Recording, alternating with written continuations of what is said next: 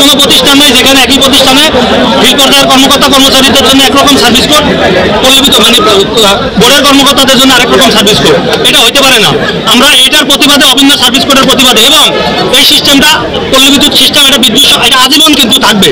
এখানে হাজার হাজার আমাদের সহকর্মীদের চুক্তিভিত্তিক নিয়োগ দেওয়া হয়েছে, যে পদগুলি কিন্তু আজীবন লাগবে।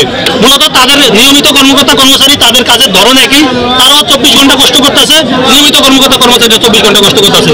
কিন্তু এখানে তাদেরকে নিয়োগ পোস্টিং দেওয়া রাখছে লেভেল 1, লাইন ক্রু লেভেল 1 চুক্তিভিত্তিক, পিছিয়ে মিটার রিডার চুক্তিভিত্তিক, বিলিং সহকারী চুক্তিভিত্তিক, লাইন শ্রমিক চুক্তিভিত্তিক। আমরা এগুলির বিপক্ষে। আমরা চাই সিস্টেমটা সুন্দরভাবে চলার জন্য তাদেরকে চাকরিতে নিয়মিত করতে হবে। তাদের সাথে না।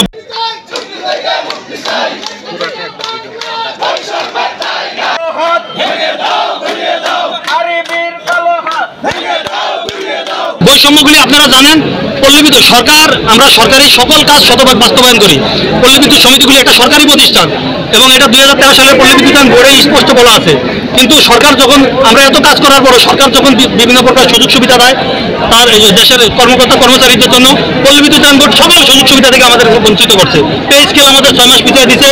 মাননীয় প্রধানমন্ত্রীর ঘোষণা 5%, এটা মাননীয় প্রধানমন্ত্রীর ঘোষণা অমান্য করে তারা 6 মাস পিছিয়ে দিচ্ছে। এপিএ বোনাস আমরা সমহারে পাই না, এবং আমরা যারা এখানে কর্মকর্তা কর্মচারীরা কাজ করি আমরা পরিচয় দিতে পারি না। যেখানে 15 সালের প্রজাতন্ত্রে বলা আছে সকল কর্মকর্তা কর্মচারীদের গ্রেডিং সিস্টেম 1 থেকে 20 পর্যন্ত করতে হবে।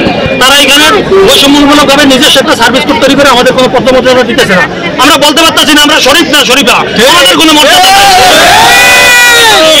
এই বৈষম্যের প্রতিকার আমরা চাই।